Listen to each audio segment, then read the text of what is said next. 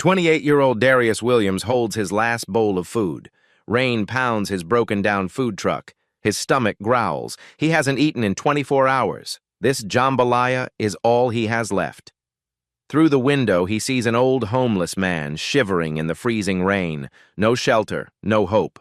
Darius doesn't think twice. He grabs the bowl and steps into the storm. "Here, sir, you need this more than I do." The homeless man's eyes fill with tears. "I can't pay you. Don't need you to." What Darius doesn't know is that this simple choice will destroy his life completely, and then rebuild it into something he never dreamed possible, because that grateful stranger eating his grandmother's recipe isn't just anyone. He's someone whose opinion can make or break entire restaurant empires. But who is he really? And what happens when Darius discovers the shocking truth? But first, let's see just how desperate Darius really was. 5:30 a.m. Atlanta's Grant Park. Darius Williams parks his battered food truck next to the same cracked curb he's claimed for 3 years. Nana's Kitchen on Wheels, painted in faded red letters. His grandmother Ruby's smiling face watches from the side panel, her eyes seeming to follow him as he unlocks the back doors. Every morning starts the same way. Touch Ruby's photo. "Morning, Nana. Help me make it through today." His phone buzzes. A text from his sister Zoe. "Tuition payment due Monday. Do you have it?" Darius stares at the message. Monday is 4 days away. He has $63 in his checking account. He types back, "Working on it, sis. Don't worry." But worry is all he does these days. The eviction notice crumples in his back pocket. December 15th, 3 days from now. His landlord stopped returning calls 2 weeks ago. Darius pulls out his knife roll. These blades belong to Ruby. She taught him everything in her tiny kitchen in Decatur. "Food is love made visible, baby," she'd say while guiding his small hands. "You cook with your heart first, then your hands." His heart feels broken today. The prep work begins. Dicing onions for the Holy Trinity. Onions, celery, bell peppers. The foundation of every Creole dish Ruby ever made. His eyes water, but lately that might be from more than onions. 6 a.m. His phone rings. "Mama." "Baby, I'm sorry to bother you so early." "You're not bothering me, Mama. What's wrong?" "My heart medication. Insurance won't cover the full amount this month. I need another $150. Darius closes his eyes. His mother works double shifts at the nursing home. At 62, she should be slowing down, not picking up extra hours to afford the pills that keep her heart beating steadily. "I'll figure it out, Mama. Don't you worry about anything." "Darius, honey, I know you're struggling too. Maybe it's time to find something more stable. A restaurant job, maybe? Something with benefits?" He's tried. Lord knows he's tried. 6 interviews in the past 4 months. Same response every time. "Your food is interesting, but we're looking for something more refined." Code words. He knows them by heart now. "I'm good, Mama. Business is picking up." It's not. Yesterday, he served 11 customers. 11. At $5 per plate, that's $55 before expenses. Gas for the truck, ingredients, permits, everything eats into those slim profits. Ruby's voice echoes in his memory. "Sometimes you gotta plant seeds in rocky ground, baby, but if you tend them with love, they'll grow anyway." But what happens when you run out of soil? 7 a.m. The first customer appears. Maria from the laundromat next door. "The usual, honey?" "You know it. Extra hot sauce today. My husband's driving me crazy." Darius smiles for the first time today.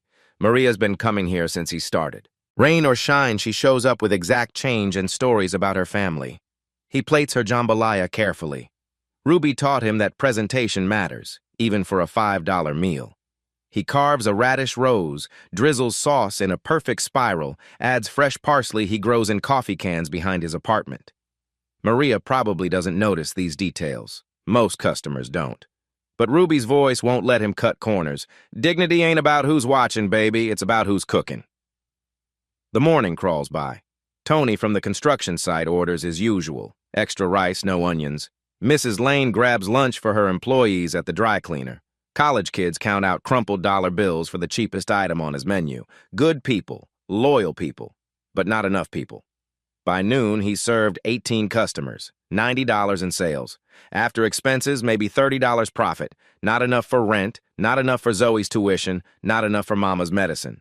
His phone buzzes again. The bank. "Automatic payment for truck loan unsuccessful. Insufficient funds.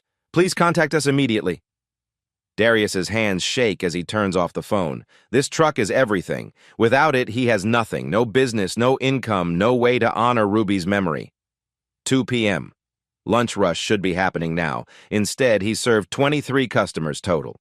He thinks about the interview at Marcel's downtown last month. The chef looked at his knife skills, tasted his étouffée, nodded approvingly, then asked about his training. Self-taught, sir. My grandmother. We need someone with formal culinary education. Someone who understands modern techniques. Modern techniques. As if Ruby's 100-year-old recipes needed improvement. As if love wasn't technique enough. 4 p.m. The afternoon sun slants through his service window. 26 customers today. A decent day by his standards. Terrible by any business standard. He counts the register. $130, minus $50 for ingredients, minus $20 for gas, minus $15 for permits and fees, $45 profit. In his pocket, Zoe's tuition notice says $2,400 due Monday. His eviction notice says $800 past due. Mama's prescription costs $150. He has $63 in the bank and $45 in his hand. The math doesn't work. It never works. But as the evening approaches, Darius starts prep for tomorrow anyway, because giving up isn't an option. Ruby didn't raise him to quit. She raised him to cook with love, even when love is all you have left. But tonight, everything would change when desperation met opportunity. 5:47 p.m., December 12th. The sky opens up like God's own faucet, dumping ice-cold rain on Atlanta. Darius serves his final customer of the day, Mrs. Lane, clutching her container of jambalaya like precious cargo. "See you tomorrow, honey," she calls, hurrying toward her car. "Yes, ma'am," Darius waves back, knowing he might not have ingredients for tomorrow. Lightning splits the darkening sky. Thunder follows 3 seconds later. The storm is right on top of them. He starts his closing routine, wipe down surfaces, count the register one more time, hope for a miracle that doesn't come. Total sales, $142. After expenses, $51 profit. Still not enough. Still never enough. The rain pounds harder. Sheets of water cascade off his truck's awning, creating a wall between him and the outside world. That's when he sees movement.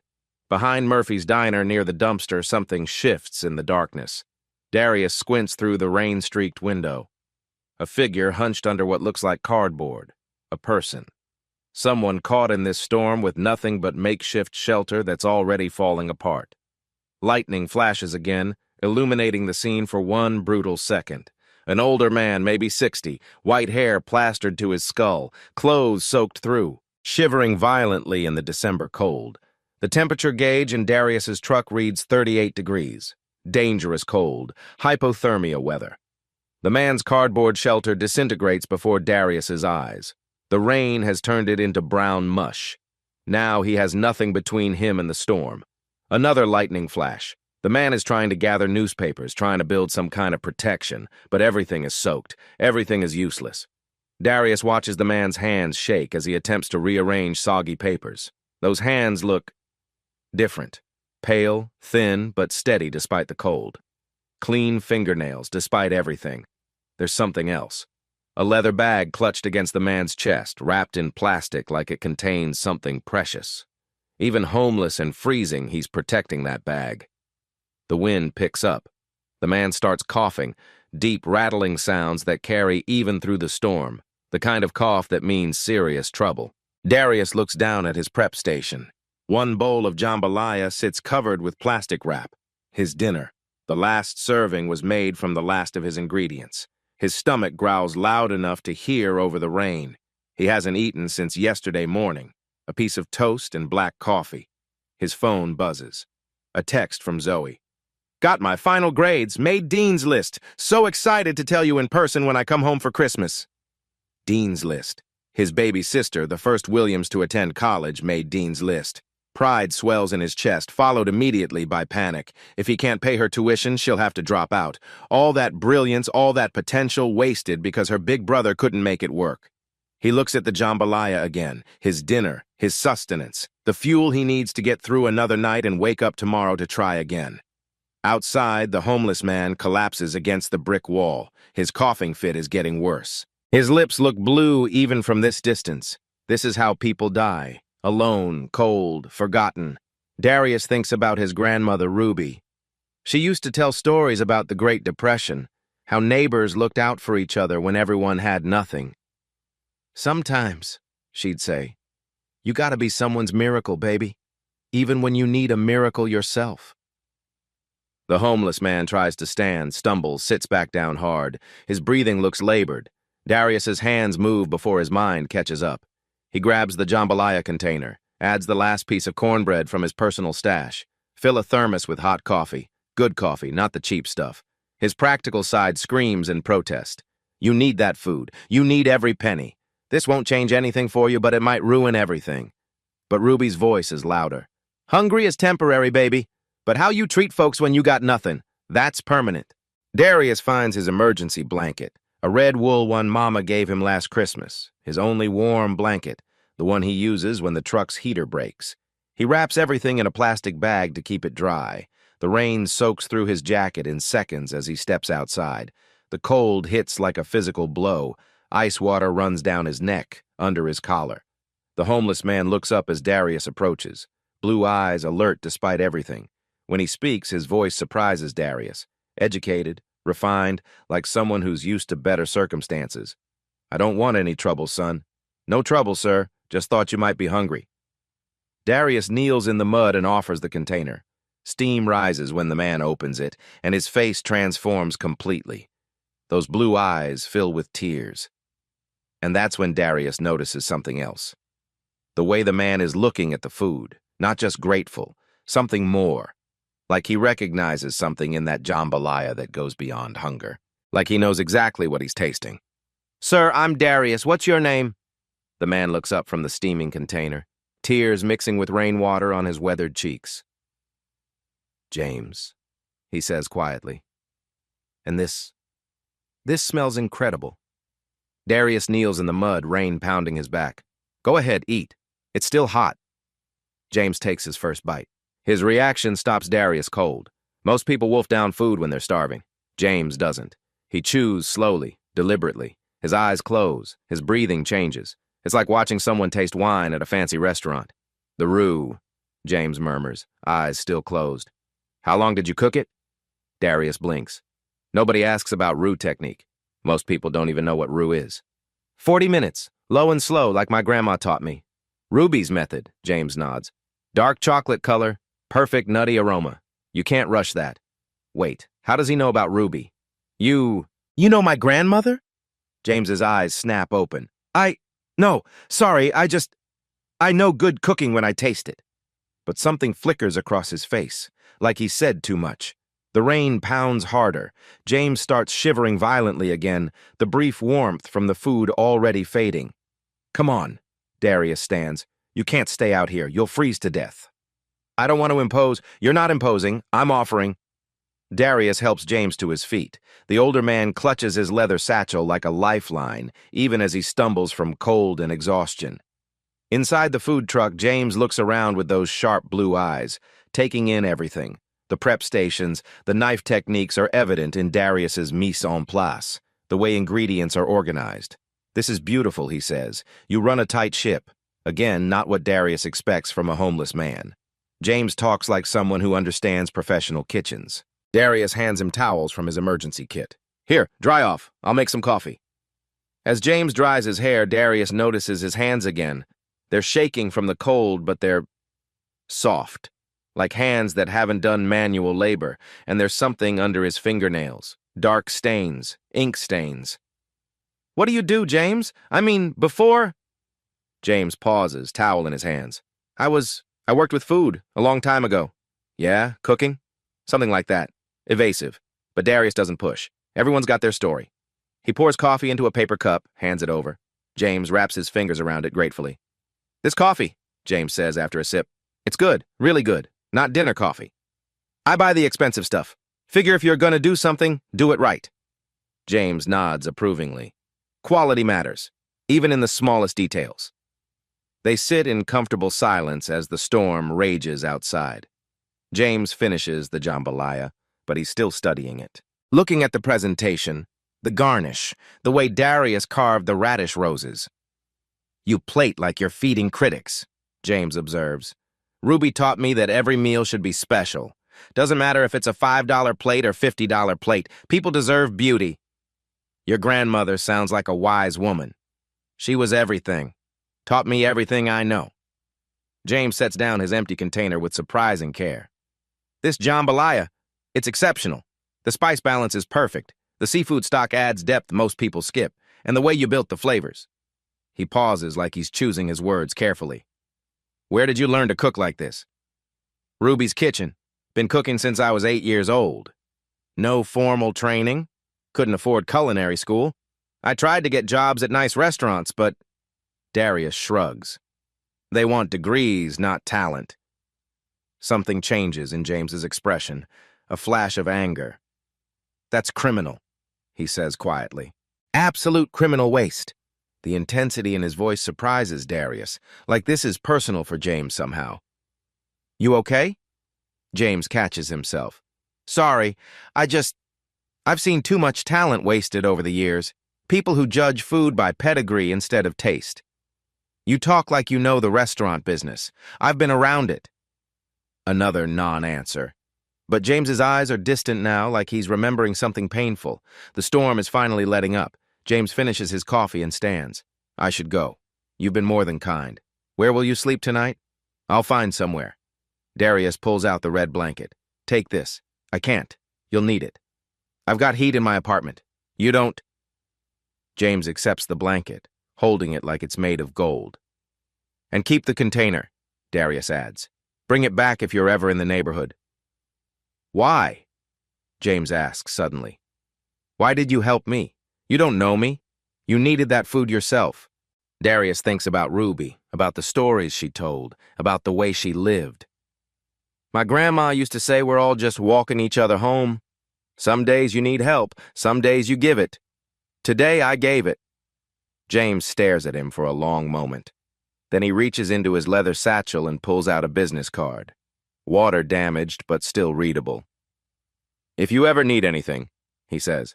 Anything at all. Darius glances at it in the truck's dim light. James Morrison, food consultant. The rest is too smudged to make out. Thanks, Mr. Morrison. James stops at the truck's back door. Darius? Yeah, that jambalaya. It's the best I've had in 20 years, and I've had jambalaya in some very fancy places. With that, he disappears into the night, the red blanket around his shoulders like a beacon in the darkness. Darius watches him go, then looks down at the business card. Something about tonight feels different, important, like Ruby's voice whispering in his ear, "Sometimes angels come dressed as strangers, baby." He tucks the card into his wallet, not knowing it will change everything, not knowing that James Morrison isn't just a food consultant, not knowing that the homeless man he just fed has the power to transform his life in ways he's never dreamed possible. Outside, James walks toward a distant streetlight, pulling out a cell phone that definitely doesn't belong to a homeless man. He dials a number. Sarah, it's James. I found him. But Darius doesn't hear those words. He's already driving home through empty streets, his truck coughing and sputtering like it might die any second. His stomach growls so loud it echoes in the cab. The reality hits him as he parks outside his run-down apartment complex. He just gave away his dinner, his only dinner, to a complete stranger. Inside his cramped studio, bills cover every surface like fallen leaves. Rent notice, $800 past due. Final notice stamped in angry red letters. Darius opens his refrigerator. Empty except for a carton of expired milk and half a jar of pickles. He checks his cabinets. Nothing. Not even crackers. His stomach cramps with hunger. When did he eat last? Yesterday morning. Toast and coffee, that's it. He sits at his tiny kitchen table, surrounded by unpaid bills. The phone buzzes with another text from the bank about his truck payment. Another from Zoe asking about tuition money. The practical voice in his head screams, "You're an idiot. You can't feed your family because you fed a stranger." But Ruby's voice whispers back, "Baby, when you have nothing left but your character, that's when your character matters most.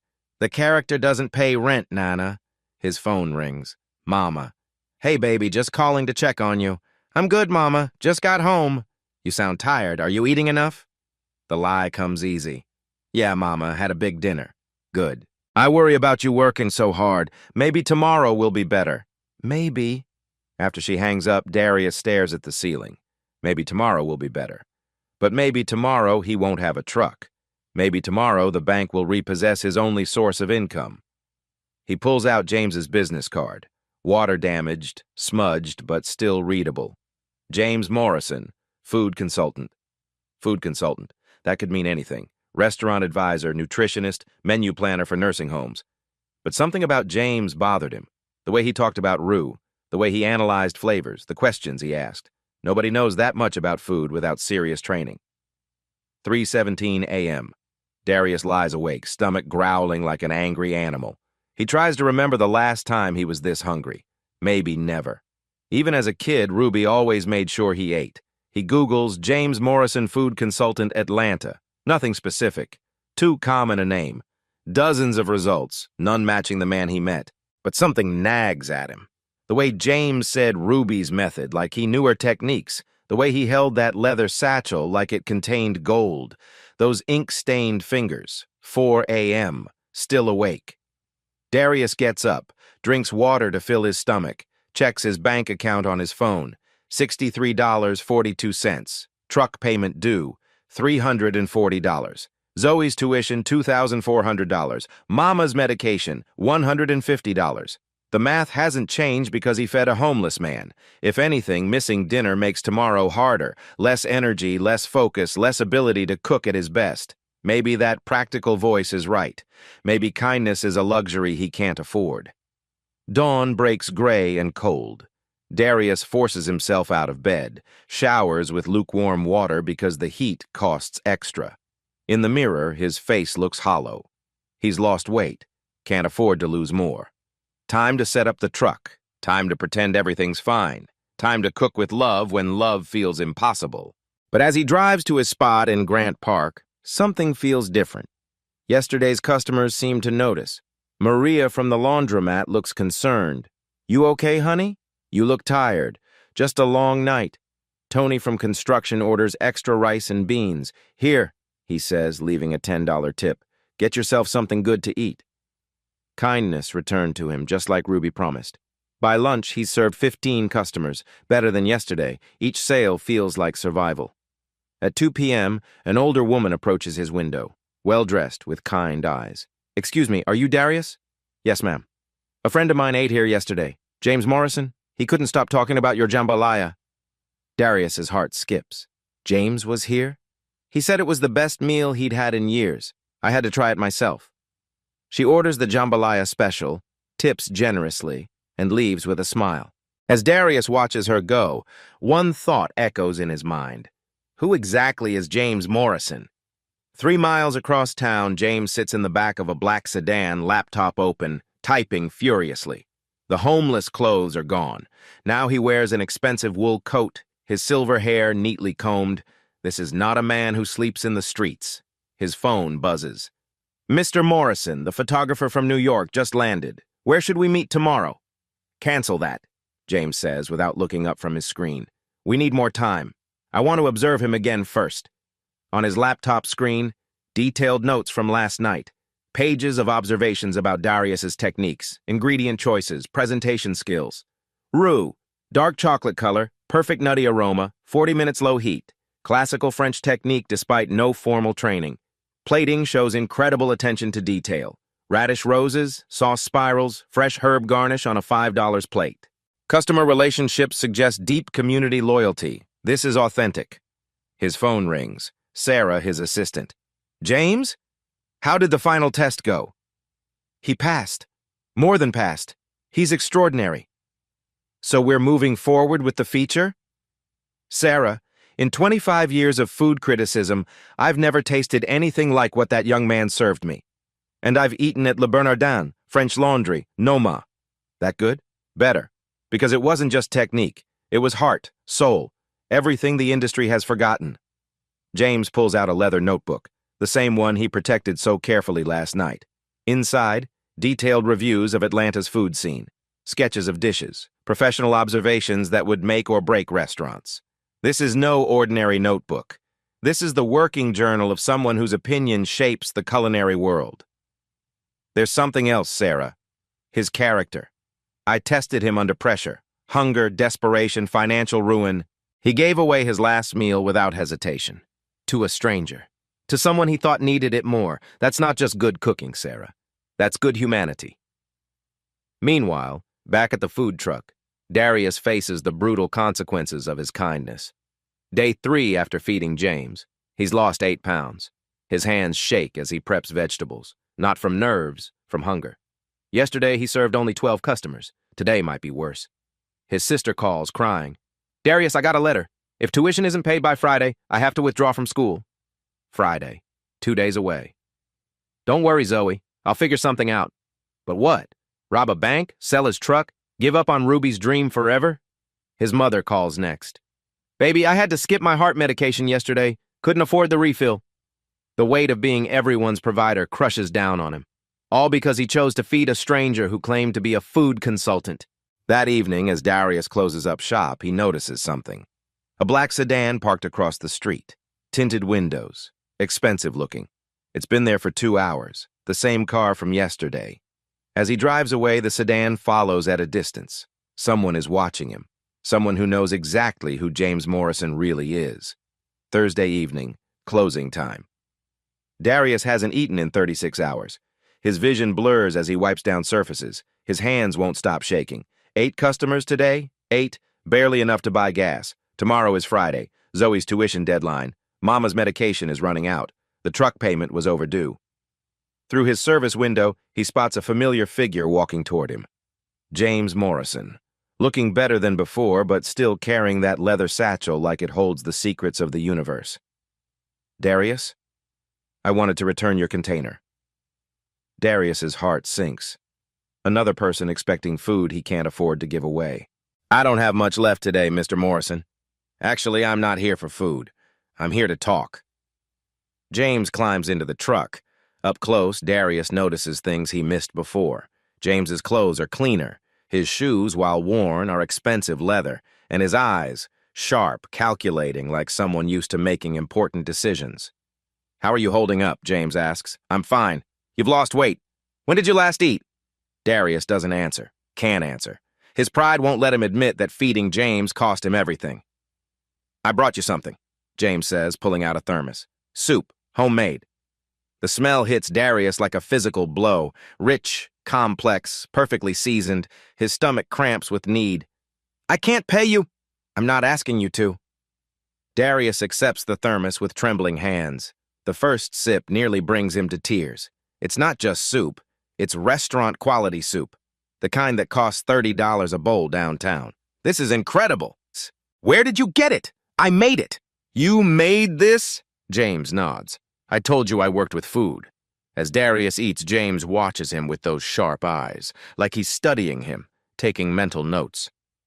Darius, I need to tell you something. I haven't been completely honest with you. Darius's blood goes cold. Here it comes.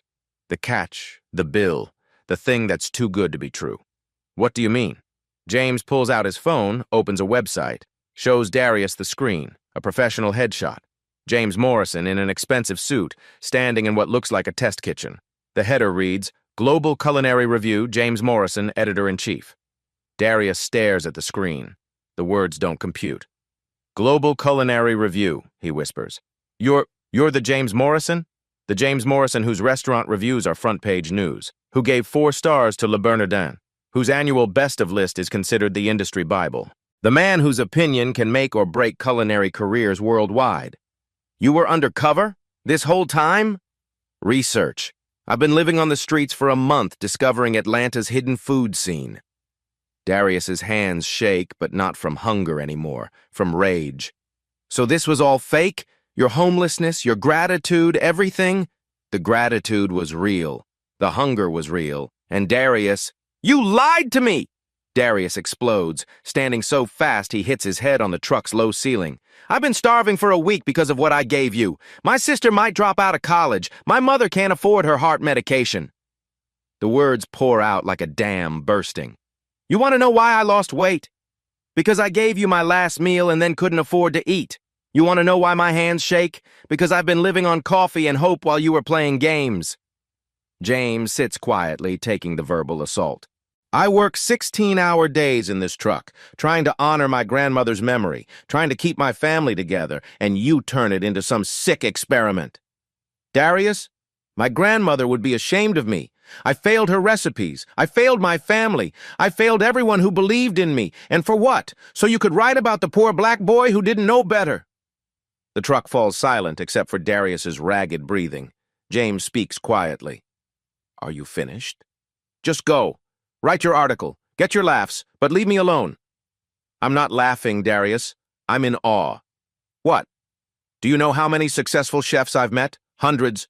Do you know how many would have walked past a homeless man without a second thought? James leans forward, his voice intense. I've eaten at the world's finest restaurants, places that charge $300 per person. But what you gave me that night, that jambalaya, was perfect. Not because I was hungry, but because it was made with love, skill, and absolute authenticity. You lied to test me? I wasn't just testing your food, Darius. I was testing your character. In this industry, talent without integrity means nothing. You proved you have both. My suffering was just research for your article. James's voice hardens. Your suffering this week wasn't because of me. It was because the industry ignores talent like yours, because restaurants care more about pedigree than passion, because the system is broken. He stands, pacing the tiny truck. Do you know what I found in my month on these streets? Dozens of talented cooks work for pennies, while mediocre chefs with culinary degrees make fortunes. It's criminal. So what now? You write your expose and nothing changes? No, James says firmly. Now I'll fix it, starting with you. He pulls out his leather notebook. Pages of detailed observations, not just about Darius, but about dozens of other forgotten cooks. This isn't charity, Darius. This is recognition of excellence that's been ignored for too long. Darius stares at the notebook, at James. In truth, he never saw it coming. What exactly are you offering? James sets his notebook on the prep counter, open to pages filled with detailed observations, sketches, and professional analysis. I want to feature you as the cover story of our December Hidden Diamonds issue, but more than that, I want to change your life. Darius sits heavily on his prep stool. After everything that's happened, he's not sure he can handle more surprises. What does that mean exactly? Global Culinary Review reaches 12 million readers worldwide. Chefs, restaurateurs, food enthusiasts, industry decision-makers. When we say someone is exceptional, the world listens. James pulls out his phone, shows Darius screenshots of previous features. The last food truck we featured, a taco stand in Portland, went from $200 in daily sales to a waiting list of 500 people. Within 6 months, the owner had 3 locations and a cookbook deal.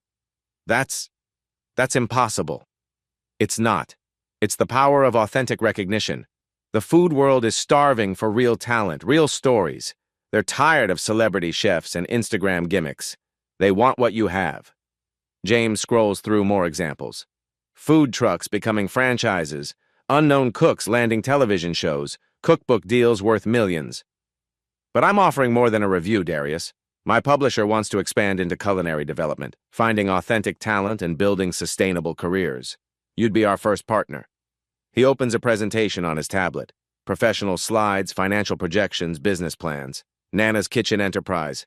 We'd start with investment to upgrade your equipment, secure proper permits, and establish 3 permanent food truck locations across Atlanta. The numbers on the screen make Darius's head spin. Truck upgrades, $50,000. Location permits, $25,000. Marketing budget, $30,000. Our initial investment would be $150,000, not a loan, partnership capital. You keep 60% ownership. We handle business development, marketing, expansion strategy. $150,000? Darius's voice cracks. I've never seen that much money in my life. Phase 2, fast casual restaurant chain focusing on authentic Southern cuisine. We've already identified 3 prime locations in Virginia Highland, Buckhead, and Midtown. More slides. Architectural renderings of beautiful restaurants. Ruby's portrait prominently displayed. Warm lighting, comfortable seating, but still affordable pricing. Phase 3, cookbook featuring Ruby's recipes and your techniques. Spice line available nationwide. Cooking shows, maybe streaming series, the full platform. Darius stares at the presentation. It's everything he's ever dreamed of, laid out in professional detail. This is too much, too fast. Yesterday I was about to lose my truck. How do I go from eviction to empire? Because you have what money can't buy. Authenticity, skill, and integrity. The business side is learnable. The heart you put into your food isn't teachable. James closes the tablet, leans forward. December issue publishes in 10 days. By January, we could have your new truck fleet operational. By spring, your first brick-and-mortar location opens. By next Christmas, you could have a restaurant empire. What's the catch? No catch, just partnership. You cook, we handle everything else. You maintain creative control over all recipes, all menu decisions. Ruby's legacy stays pure. Darius's mind races. Zoe's tuition, Mama's medication, the truck payment. All of it solved with one decision. But why me? Why not some famous chef? Because famous chefs don't need help. They have platforms, publicity, investors lined up. You represent something the industry has lost. Pure talent without ego, tradition without pretension. James shows him customer reviews from online forums. People he's never met praising his cooking, asking where to find his truck, comparing him favorably to established restaurants. You already have a following, Darius. You just didn't know it. Last week alone, 17 food bloggers posted about your jambalaya. Your Yelp rating is higher than restaurants charging 10 times your prices. I don't even have a Yelp page. You do now. Customers created it for you. That's organic buzz, Darius. You can't buy that kind of authenticity. James pulls out contracts, legal documents prepared by his team. Our photographer arrives tomorrow for the feature shoot. Our business development team flies in this weekend. By Monday, you'll have legal contracts, financial projections, and a clear roadmap to success. The weight of it all crashes over Darius. I need time to think. You have until tomorrow night. I publish the story with or without your partnership. With your cooperation, it's a celebration of rising talent. Without it, it's just another review of amazing food that the industry will discover anyway. The urgency hits hard.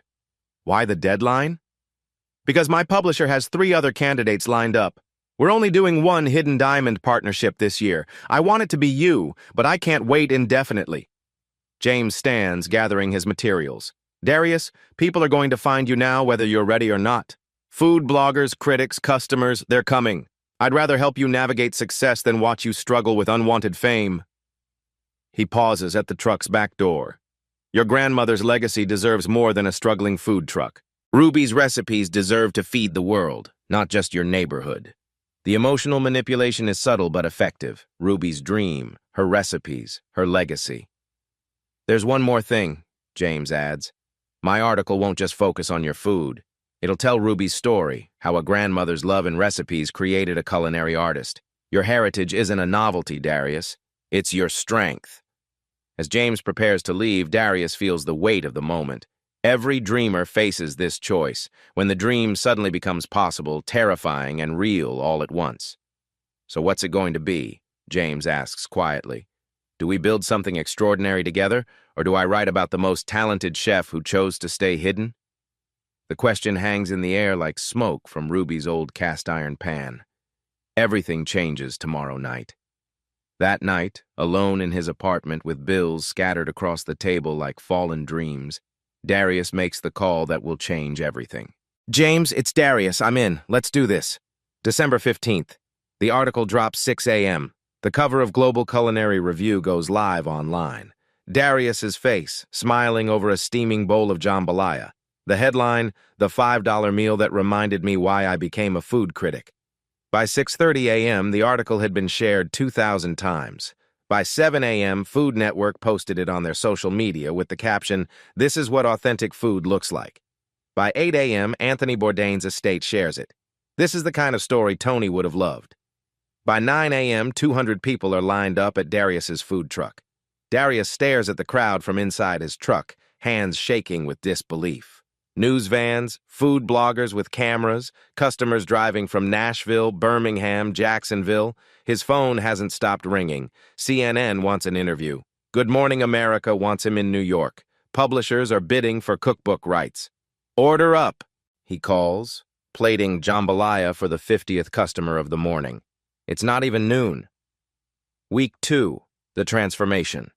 The new truck arrives, state-of-the-art kitchen, proper ventilation, digital payment systems. The design honors Ruby's legacy, her portrait painted larger on the side, now accompanied by Darius's own. When he sees it, Darius cries, big, ugly tears of relief and joy. Maria from the laundromat becomes his first official employee. "You gave me a chance when nobody else would," she says, tying on her new apron. Tony from construction becomes his second truck driver. Mrs. Lane manages the new catering division. The neighborhood that supported him became his foundation team. Month 2, media explosion. Good Morning America. From food truck to phenomenon, how one chef's kindness changed everything. A Food Network documentary crew follows him for a week, capturing the controlled chaos of his expanding empire. Netflix calls. They want to discuss a series. But Darius insists on keeping his prices low. "Ruby always said food should feed the soul, not empty the wallet.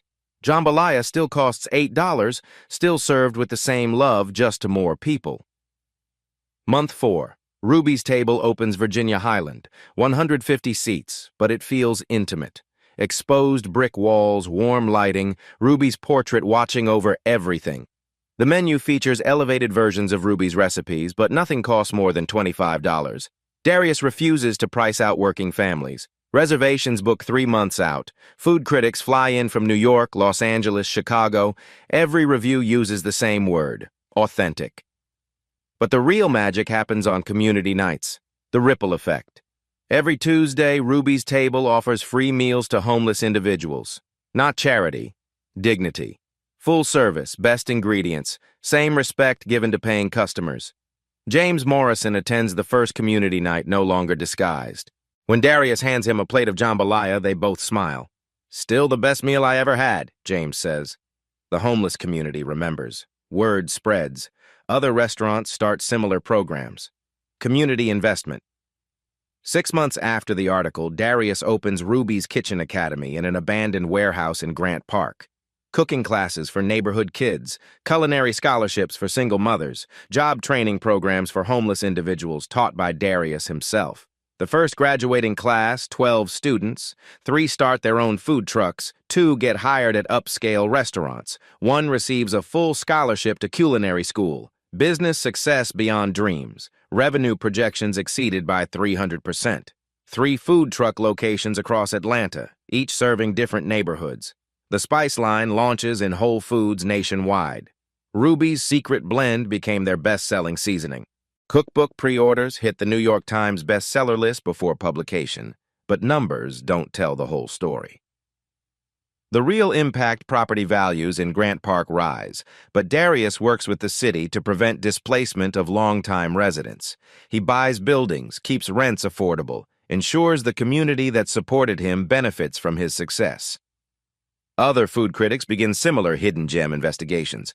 The industry slowly shifts focus from celebrity culture to authentic talent. James launches the Ruby Williams Foundation, named for Darius's grandmother, to support undiscovered culinary artists nationwide. Personal transformation. Darius moves from his cramped apartment to a house with a garden where he grows herbs for the restaurant. But he keeps the eviction notice, framed in his office, as a reminder of how quickly life can change. Zoe graduates summa cum laude, debt-free. She starts medical school in the fall. Mama retires from the nursing home, becomes the official Ruby's Table grandmother, greeting customers and sharing stories about Ruby's original recipes. And every morning, before service begins, Darius still touches Ruby's portrait and whispers the same words. "Morning, Nana. Help me make it through today." But now, instead of desperation, it's gratitude. 1 year later, December 12th, exactly 1 year since that life-changing storm. Atlanta's first winter freeze blankets the city in ice. At Ruby's Table, Darius prepares for evening service when his manager approaches. "Chef, there's an elderly woman outside. She looks lost, confused." Through the windows, Darius sees her. Frail, wearing only a thin sweater, disoriented in the dangerous cold. Without hesitation, he grabs a container of Ruby's original recipe jambalaya and steps into the bitter freeze. "Ma'am, you look like you could use something warm." The woman looks up with frightened eyes. I don't know where I am. That's okay. Let's get you inside. He guides her into Ruby's table, seats her at the best table. The same care, same dignity he'd show any customer. As she eats, tears stream down her cheeks. This tastes like love. The police help identify her. Eleanor Patterson, Atlanta's former mayor, recently diagnosed with Alzheimer's. She'd wandered from her assisted living facility. The next morning, the story breaks citywide. Darius deflects all attention. She needed help. That's what we do here. The tradition. This became Ruby's table tradition. Every winter storm, free meals for anyone in need. Staff volunteers stay late. The community comes together. Food is love made visible, just like Ruby taught him. James Morrison, now a regular customer and close friend, watches Darius serve his community every Tuesday. You know what made you special wasn't just the food. What? Success didn't change your heart. Darius touches Ruby's portrait at the restaurant entrance. Grandma always said kindness is like seasoning. A little bit makes everything better, but you can't fake it. Legacy. The original food truck displayed in the front window bears a bronze plaque, where dreams begin with kindness. Children press their faces to its windows, imagining their own dreams, because some things never change. Hungry people need feeding, dreamers need hope, communities need leaders who remember where they came from, and sometimes the smallest act of kindness can change the world. Every evening, as the last customer leaves, Darius performs one final ritual. He walks to Ruby's portrait, places his hand on the frame. Thank you, Nana, for helping me make it through today. Because in the end, it was never about the jambalaya. It was about the love that seasoned it. In a world that often feels cold and disconnected, Darius's story reminds us that we all have the power to change someone's life. Maybe you'll never meet a famous food critic in disguise. Maybe your kindness won't land you on magazine covers or television shows, but that's not the point. The point is that every day we have chances to be like Darius, to choose compassion over convenience, generosity over scarcity, love over fear. When we give our last meal to someone who needs it more, we're not losing something. We're gaining everything that matters. Your act of kindness might not make headlines, but it might make someone's day. It might make someone's life. It might make someone believe in goodness again. So what's your jambalaya? What small act of love can you offer today? Leave a comment below. Tell us about a time someone's kindness changed your life. Like this video if it touched your heart. Subscribe for more stories that prove goodness always comes back around. Because the world needs more people like Darius, people like you.